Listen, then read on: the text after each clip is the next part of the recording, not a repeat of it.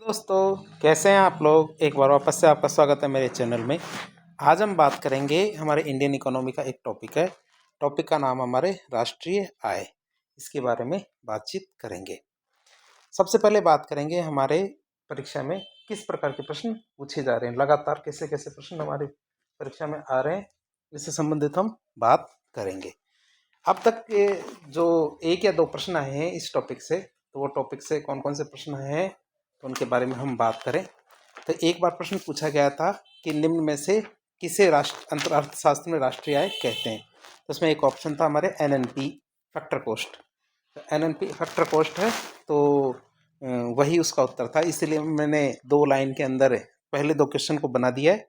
NNP factor cost को अर्थशास्त्र में राष्ट्रीय आय कहते हैं और इनके मतलब अभी हम समझेंगे। दूसरा, एनएनपी फैक्टर कॉस्ट किसे कहते हैं। हमारे एनएनपी जो मार्केट प्राइस है उसमें से यदि हम इनडायरेक्ट टैक्सेस जो हमारे सरकार के द्वारा लिए जाते हैं वो घटा देते हैं, या फिर सरकार के द्वारा यदि कोई सब्सिडी दी जाती है तो उसको हम जोड़ देते हैं, तो उससे हमारा क्या निकल के आता है, एनएनपी फैक्टर कॉस्ट निकल के आता है।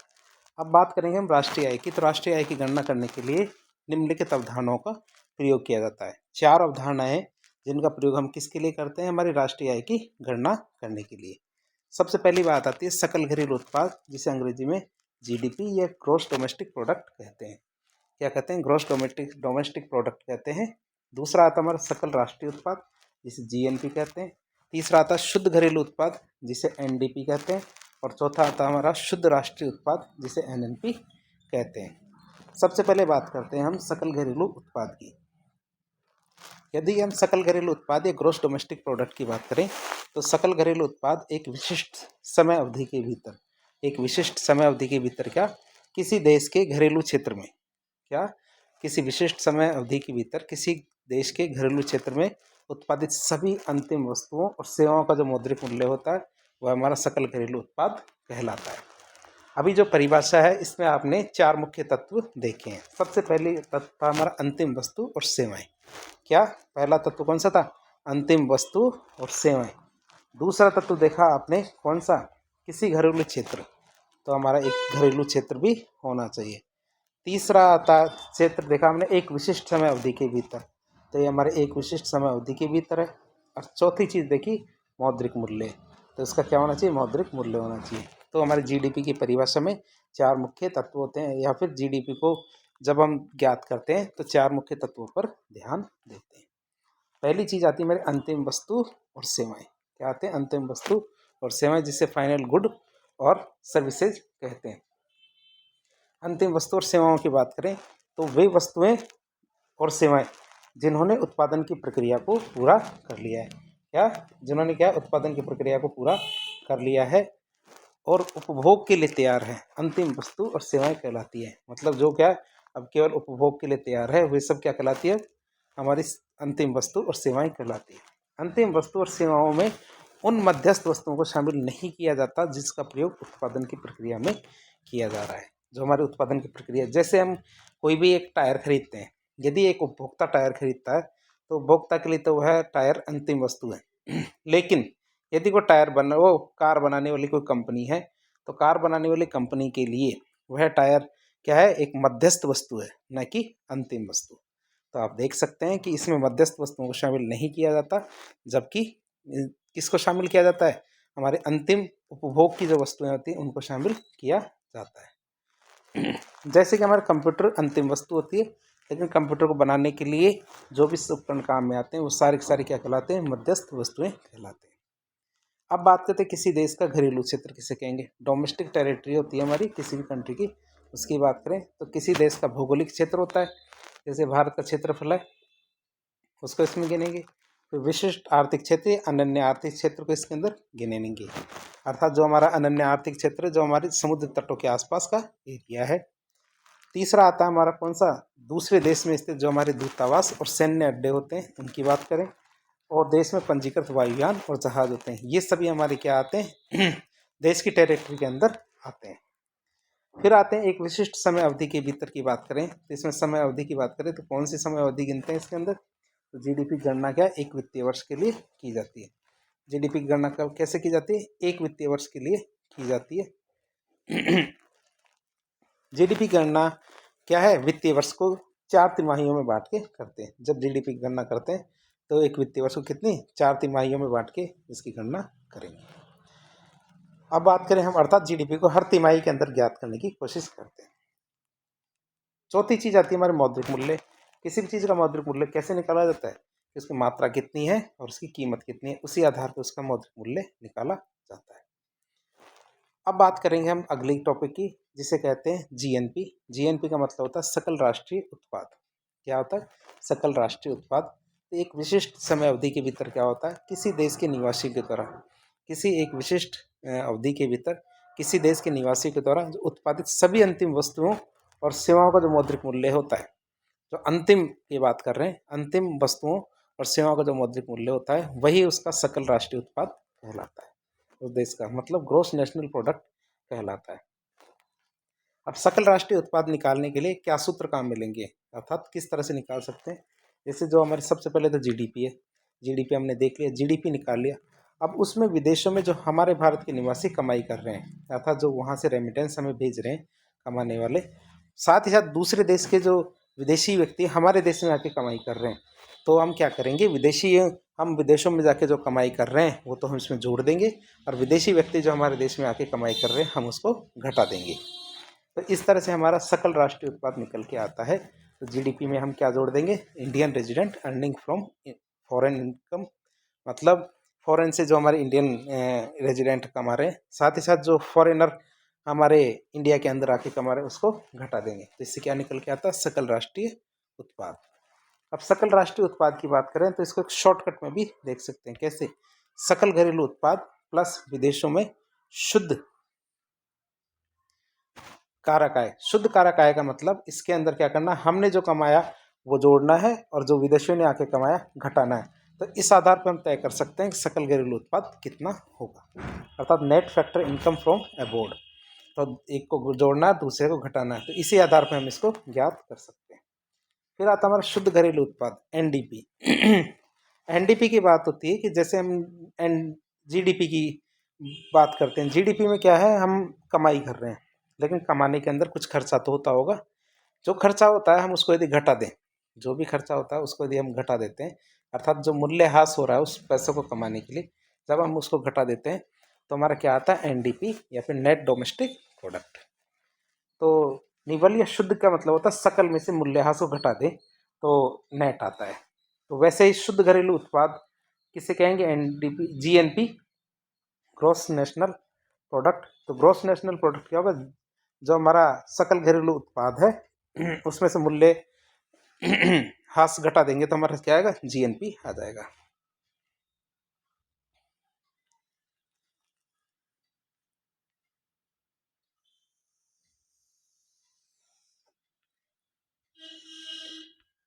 फिर आता हमारा net national product, NNP. NNP की बात करें तो शुद्ध राष्ट्रीय जो उत्पाद है, क्या शुद्ध राष्ट्रीय उत्पाद है, उसमें से शुद्ध घरेलू उत्पाद में से मूल्यह्रास को घटा देंगे, जीएनपी में से डेप्रिसिएशन को घटा देंगे तो एनएनपी आ जाएगा। तो हम इस चीज़ चारों चीज़ों को समझ चुके हैं, हमारे कौन कौन सी चीज़ें थी। तो चारों चीज़ें कौन कौन सी है इनको हमने देख लिया है। तो एनएनपी किस कैसे निकलेगा, जीएनपी में से हम डेप्रिसिएशन को घटा देंगे तो शुद्ध राष्ट्रीय उत्पाद आ जाएगा। अब बात करेंगे हम किसकी, राष्ट्रीय आय की गणना कैसे की जाती है। राष्ट्रीय आय की गणना की बात करें हम तो राष्ट्रीय आय की गणना की उपयुक्त चारों मतलब जीडीपी, जीएनपी, एनडीपी, एनएनपी, इन अवधारणा, ये जो चारों अवधारणाएं साधन लागत और बाजार मूल्य पर निकाली जाती है। किस आधार पर निकाली जाती है, साधन लागत और बाजार मूल्य, इन दोनों पर ये निकाली जाती है। हमने इन चारों को देखा। सबसे पहले बात करें, परीक्षा में यदि आपसे पूछा जाए कि साधन लागत किसे कहते हैं, तो साधन लागत में 4 चीज़ें गिनी जाती है। कि जैसे हमने कोई भी प्रोडक्ट बनाया तो किसी न किसी ज़मीन पे बनाया होगा और उस ज़मीन का एक किराया होगा, गोदाम का किराया होगा, फैक्ट्री का किराया होगा, घर का किराया होगा, लेकिन किराया तो लगेगा। चाहे व्यक्ति की वो खुद की ही ज़मीन हो, लेकिन किराया तो मान के ही चलना पड़ता है। फिर आता है उसको बनाने में कुछ लोग लगे होंगे, उनको मजदूरी दी गई होगी। जो पैसा लगाया गया है उसके लिए ब्याज लगा होगा। साथ ही साथ जो हमारा व्यवसायी है वो क्या सोच के ये कार्य करता है कि लाभ कमाने के लिए। तो साधन लागत में हम 4 चीज़ें गिनते हैं, किराया, मजदूरी, ब्याज और लाभ। फैक्टर कॉस्ट की बात करते हैं। फैक्टर कॉस्ट में रेंट, वेजेस, इंटरेस्ट, प्रॉफिट इनको गिना जाता है। तो यदि पूछा जाए तो आपको बताना होगा। फिर बात करें बाजार मूल्य, तो बाजार मूल्य के सूत्र होता है। बाजार मूल्य की बात करें कि यदि कोई भी चीज़ किस रेट पर मार्केट में बिकेगी, किस चीज़ का कितना बाजार मूल्य होगा, वह कैसे डिसाइड किया जाता है।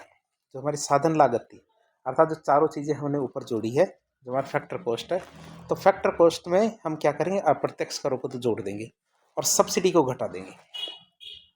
क्या होंगे, सब्सिडी को घटा देंगे। तो हमारी जो फैक्टर कॉस्ट है, तो फैक्टर कॉस्ट में अप्रत्यक्ष कर को जोड़ देंगे और सब्सिडी घटा देंगे। तो इससे हमारा क्या निकल के आता है, बाजार मूल्य निकल के आता है।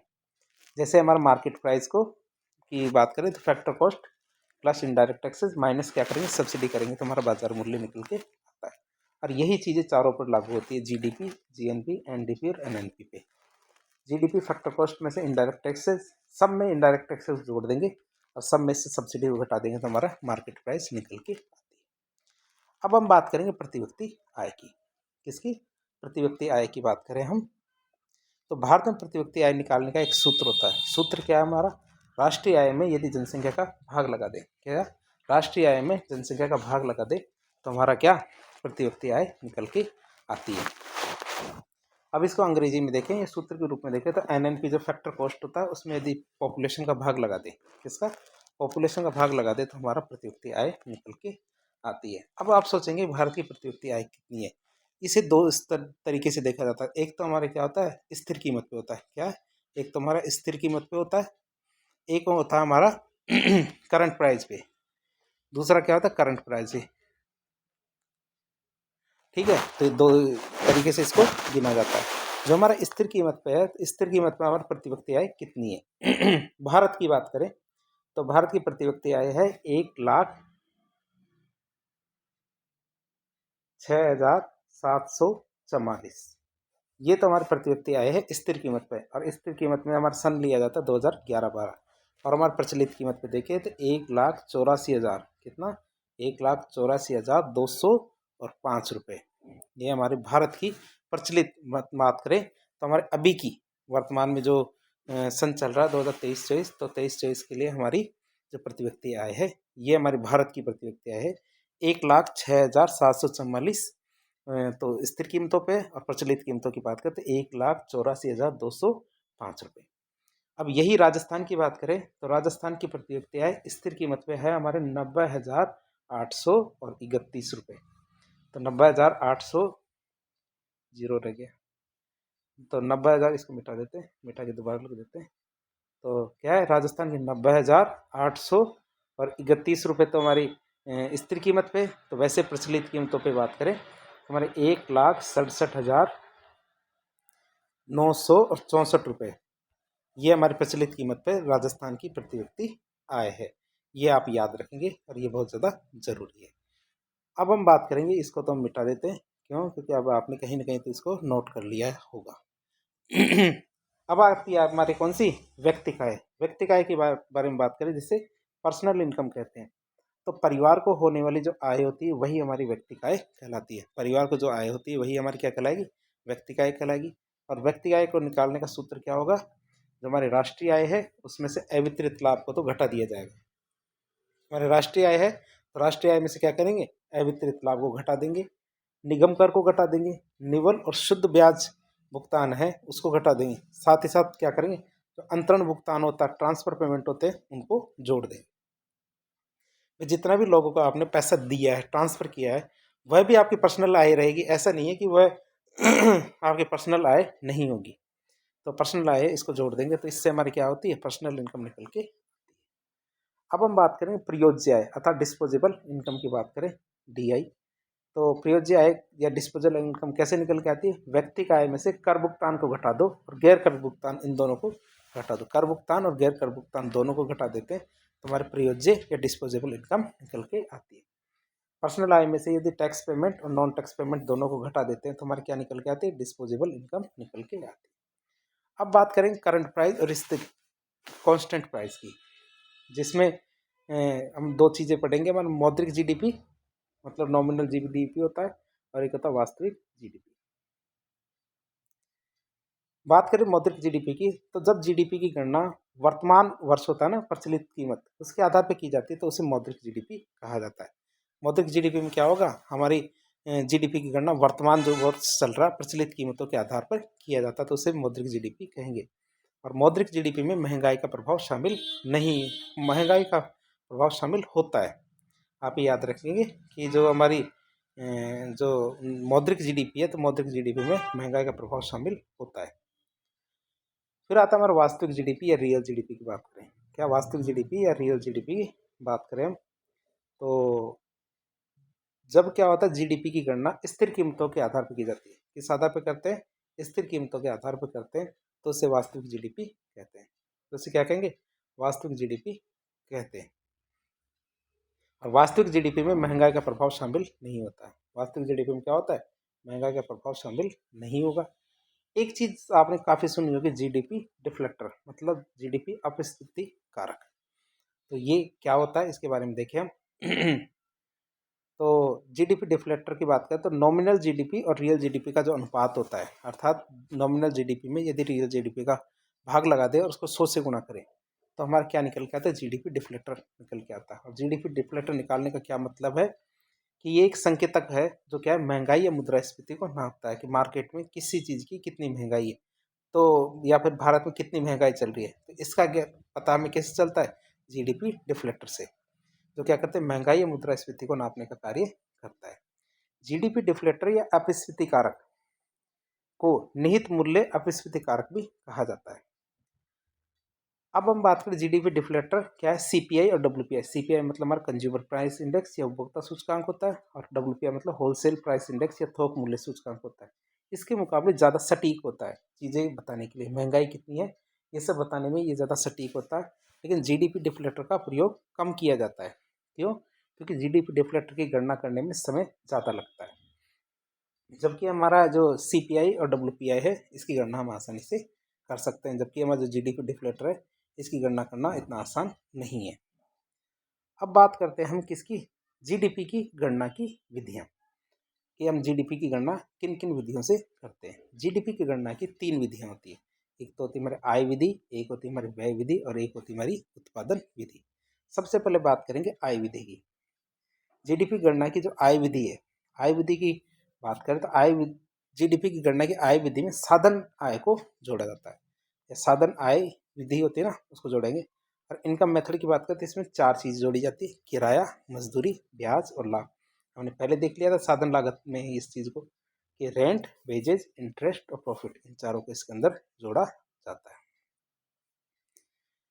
आगे बात करें इसकी दूसरी विधि आती है हमारी व्यय विधि। कौन सी विधि आती है, व्यय विधि, जिसको एक्सपेंडिचर मेथड भी कहते हैं। तो जीडीपी की गणना की व्यय विधि के अंतर्गत अर्थव्यवस्था में होने वाले जो व्यय है इसकी गणना की जाती है। अर्थव्यवस्था में जितना भी खर्चा होता है, व्यय होता है, उसकी गणना इसके अंदर करते हैं। व्यय विधि में क्या होता है, उपभोग पर किया गया जो व्यय होता है उसमें निवेश, सरकारी व्यय, निर्यात, इन तीनों को तो जोड़ देते हैं, साथ ही साथ आयात को घटा देंगे इसमें। मतलब जो हमारे कंजप्शन एक्सपेंडिचर है, इन्वेस्टमेंट, गवर्नमेंट एक्सपेंडिचर और एक्सपोर्ट, इनको तो हम जोड़ देंगे, और जो हमारा इम्पोर्ट है उसको घटा देंगे। शॉर्टकट में ये कह सकते हैं, सी से हमारा कंजप्शन एक्सपेंडिचर, आई से इन्वेस्टमेंट, जी से गवर्नमेंट एक्सपेंडिचर, एक्सन से हमारे क्या एक्सपोर्ट आता है, और इम्पोर्ट है इसको घटा देंगे। तो ये हमारी कौन सी विधि आ गई, व्यय विधि। अब तीसरी आती है हमारी कौन सी, उत्पादन विधि, जिसको कहते हैं प्रोडक्शन मेथड। क्या कहते हैं इसको, प्रोडक्शन मेथड की बात करें तो जीडीपी की गणना की उत्पादन विधि के तहत अर्थव्यवस्था के विभिन्न क्षेत्रों में मूल्य संवर्धन की गणना की जाती है। जो मूल्य संवर्धन होता है, तो मूल्य संवर्धन की या वैल्यू एडेड की गणना करेंगे उत्पादन विधि में। तो मूल्य संवर्धन क्या होता है, उत्पादों पर जो कुल बिक्री मूल्य होता है, जो उत्पादों जितने भी उत्पाद है उनका जो कुल बिक्री मूल्य है उसमें से मध्यस्थ वस्तुओं की लागत को घटा देंगे। क्या करेंगे, मध्यस्थ वस्तु की लागत को घटा देंगे, तो इससे क्या निकल के आएगा, हमारा मूल्य संवर्धन निकल के आता है। वैल्यू एडेड की बात करें तो total value of sale of products होता है, इसमें से हम कॉस्ट ऑफ इंटरमीडिएट गुड्स होते हैं उनको घटा देंगे। तो उत्पादन विधि में जब जीडीपी की गणना की जाती है तो इसे ग्रोस वैल्यू एडेड जीवीए कहते हैं। अर्थात जब हम जीडीपी की गणना करेंगे उत्पादन विधि से तो इसे हम क्या कहेंगे, जीवीए कहते हैं। जीवीए में हम सेक्टर्स को गिनते हैं, कौन से सेक्टर में क्या क्या खर्चा हुआ है। अब बात करें भारत में सन 2015 में कुछ परिवर्तन किए गए। कौन सा, जीवीए जो बेसिक प्राइस है, तो उस वो कैसे निकाला जाता है, जीवीए फैक्टर कॉस्ट में क्या करते हैं, प्रोडक्शन टैक्स को जोड़ देंगे और प्रोडक्शन सब्सिडी को घटा देंगे।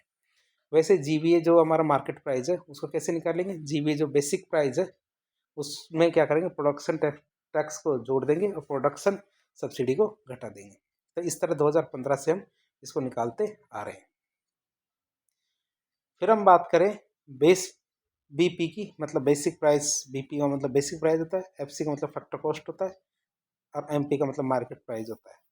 तो वही बात कि उत्पादन कर और उत्पादन सब्सिडी क्या हो, किसे कहते हैं, जो हमने अभी देखी इसको जीबी को निकालने के लिए जो हमने ये उत्पादन कर या उत्पादन सब्सिडी है उनकी बात करें तो वह कर या वह सब्सिडी क्या होता है, वह कर या वह सब्सिडी जो उत्पादन की मात्रा पर निर्भर नहीं करती है। जितनी मात्रा होगी उसके हिसाब से दी, इसका फर्क नहीं पड़ेगा कितनी मात्रा है, बस फिक्स कर दिया जाता है। जैसे मान लीजिए कि एक पार्ले-जी का बिस्कुट पर 1 रुपये की छूट दी जाती है, तो 1 रुपये की छूट से 1 करोड़ उत्पादन हो चाहे 100 करोड़ उत्पादन हो, तो हर प्रोडक्ट पे उतने की छूट दी जाएगी। लेकिन उत्पाद कर और उत्पाद सब्सिडी क्या होती है, ये उत्पाद की मात्रा पर निर्भर करती है कि इतना उत्पादन करेंगे तब ही आपको चीज़ या छूट मिलेगी। अब बात करते हैं भारत में, तो भारत में जीडीपी की गणना कैसे की जाती है। भारत में जीडीपी की गणना के लिए व्यय विधि और उत्पादन विधि का प्रयोग किया जाता है, आय विधि का प्रयोग नहीं किया जाता है। यह आप याद रखेंगे कि भारत में जब जीडीपी की गणना की जाती है तो व्यय विधि और उत्पादन विधि है इसी का प्रयोग करते हैं, न कि हमारी आय विधि का प्रयोग। हम आय विधि का प्रयोग बिल्कुल भी नहीं करते। भारत में क्या है, जीडीपी की गणना राष्ट्रीय सांख्यिकी कार्यालय एनएसओ के द्वारा की जाती है। हमारा राष्ट्रीय सांख्यिकी कार्यालय एनएसओ, भारत में जीडीपी की गणना एनएसओ या राष्ट्रीय सांख्यिकी कार्यालय के द्वारा की जाती है। और राष्ट्रीय सांख्यिकी कार्यालय में किसके अधीन काम करता है, हमारे सांख्यिकी एवं कार्यक्रम कार्यान्वयन मंत्रालय, क्या सांख्यिकी एवं कार्यक्रम कार्यान्वयन मंत्रालय के अधीन कार्य करता है, अर्थात ministry of statistics and programme implementation के अधीन कार्य। अब ये तो हमने देख ली जीडीपी की गणना है, लेकिन जीडीपी की गणना करना इतना आसान काम नहीं है। जीडीपी की गणना करने में बहुत सारी समस्याएं आती हैं, जैसे कि बहुत सारी जो आर्थिक गतिविधियां होती हैं इनकी जानकारी सरकार को होती ही नहीं है, इसलिए उन्हें जीडीपी की गणना में शामिल ही नहीं किया जाता। जैसे जो हमारी कैश फ्लो इकोनॉमी, अर्थात बहुत सारे कार्य होते हैं जिसमें, जैसे हमारे रेहड़ी पटरी वाले होते हैं जो कैश में कार्य करते हैं, इनके जो योगदान होता है भारत की जीडीपी में वह कभी भी जोड़ा नहीं जाता। क्यों? क्योंकि ये ऐसे ट्रांजेक्शन करते नहीं है, ना ही ये इनकम टैक्स रिटर्न भरते हैं, जिससे भारत की सरकार को कभी भी पता नहीं चल पाता कि कितना कमाते हैं कितना नहीं कमाते हैं।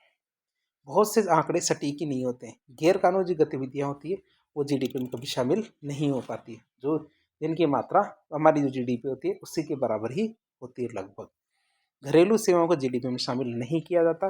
साथ ही साथ जो शेयर बाजार से हमारा पूंजीगत लाभ होता है उसको भी जीडीपी में शामिल नहीं किया जाता। तो इस तरह आज के हमने लेक्चर में हमने प्रति व्यक्ति आय, राष्ट्रीय आय और जो हमारे आय से संबंधित जितने भी फैक्टर्स है, पॉइंट्स है, उनको जानने की कोशिश की। तो इस प्रकार के इन्फॉर्मेटिव वीडियो देखने के लिए हमारे चैनल से जुड़े। वीडियो यदि पसंद आता तो वीडियो को लाइक करें, चैनल को सब्सक्राइब करें, अपने दोस्तों के साथ शेयर करें। यदि आपके कोई सुझाव हो तो कमेंट बॉक्स के माध्यम से बताएं। धन्यवाद।